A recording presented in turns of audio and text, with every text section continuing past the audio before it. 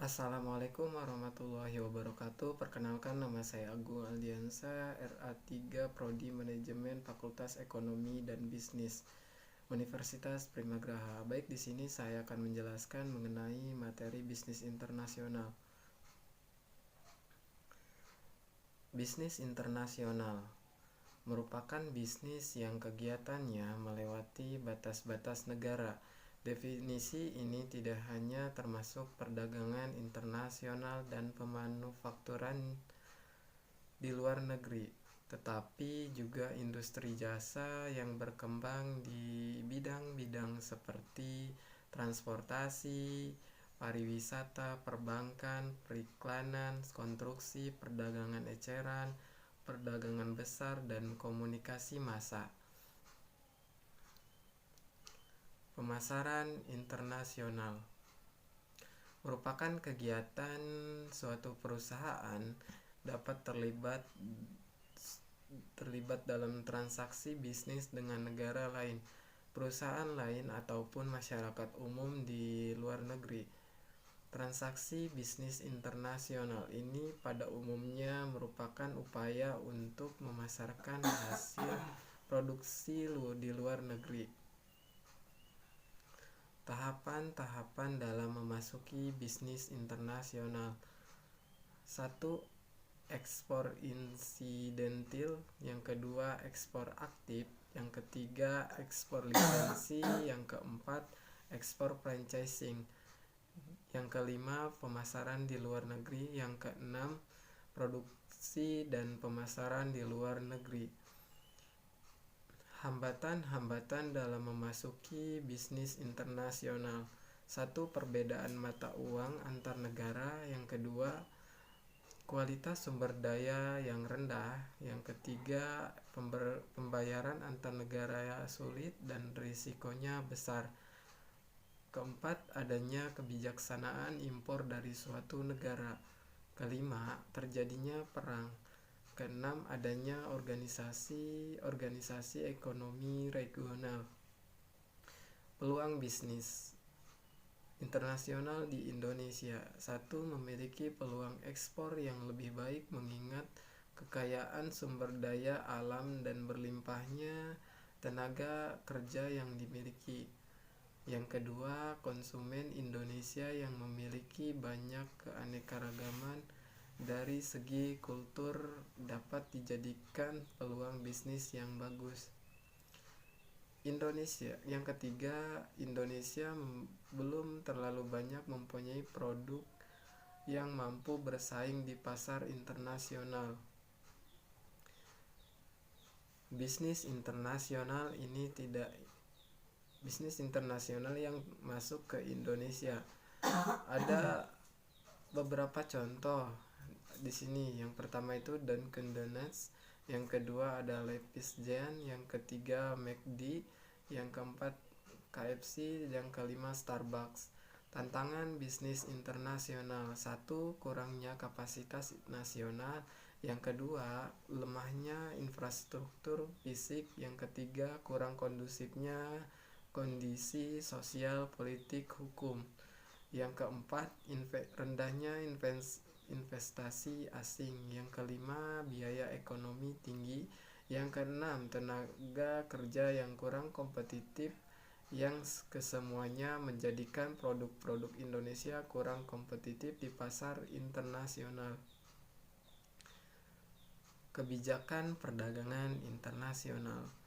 Kebijakan perdagangan internasional membahas alasan-alasan serta pengaruh pembatasan perdagangan, serta hal-hal yang menyangkut proteksionisme baru. Pasar valuta asing merupakan kerangka kerja terjadinya pertukaran mata uang sebuah negara dengan mata uang negara lain. Sementara neraca pembayaran mengukur penerimaan total sebuah negara-negara lainnya di dunia dan total pembayaran ke negara-negara lain tersebut. Teori perdagangan internasional. Teori dan kebijakan perdagangan internasional merupakan aspek mikroekonomi dan ilmu ekonomi internasional sebab berhubungan dengan masing-masing negara sebagai individu yang diperlakukan sebagai unit tunggal serta berhubungan dengan harga relatif satu komoditas. Jenis-jenis teori perdagangan internasional, yang pertama itu ada teori klasik dan yang kedua ada teori modern. Pengenalan transaksi perdagangan ekspor dan impor. Transaksi perdagangan luar negeri atau ekspor impor pada hakikatnya adalah suatu transaksi yang sederhana dan tidak lebih dari membeli dan menjual barang antar pengusaha yang bertempat tinggal di negara yang berbeda. Transaksi ekspor impor secara langsung berpengaruh terhadap pertumbuhan ekonomi dari beberapa negara yang terlibat di dalamnya. Dalam pelaksanaan transaksi ekspor impor, berbagai masalah mungkin akan dihadapi, baik yang bersifat eksternal dan internal. Kepercayaan antara eksportir dan kepercayaan antara eksportir dan importir. 2. Pemasaran. Yang ketiga, pembiayaan transaksi yang bersangkutan. Dampak dari perdagangan internasional. 1. Yang diuntungkan dan yang dirugikan oleh perdagangan. Untuk menganalisis dampak-dampak perdagangan bebas terhadap kesejahteraan. Pertama-tama, para ekonom isolan mengasumsikan isolan sebagai sebuah perekonomian yang kecil dibandingkan dengan perekonomian dunia, sehingga tindakannya tidak akan dapat mempengaruhi kondisi-kondisi misalnya harga di pasar dunia.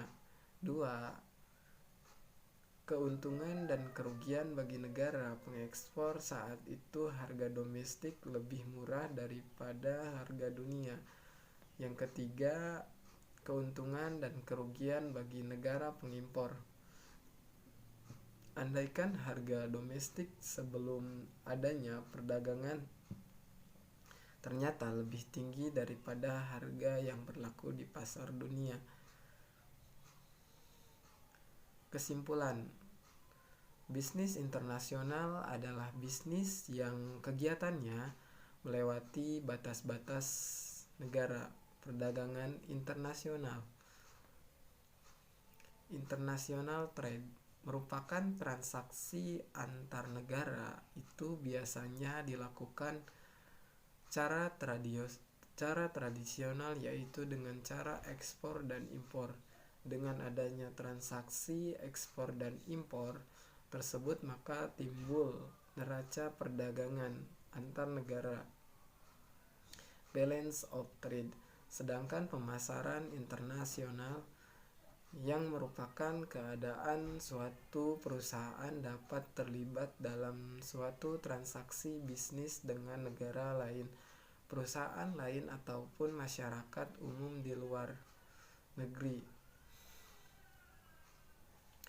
Transaksi bisnis internasional ini pada umumnya merupakan upaya untuk memasarkan hasil produksi di luar negeri. Teori dan kebijakan perdagangan internasional merupakan aspek mikroekonomi, ilmu ekonomi internasional, sebab berhubungan dengan masing-masing negara sebagai individu yang diperlakukan sebagai unit tunggal serta berhubungan dengan harga relatif satu.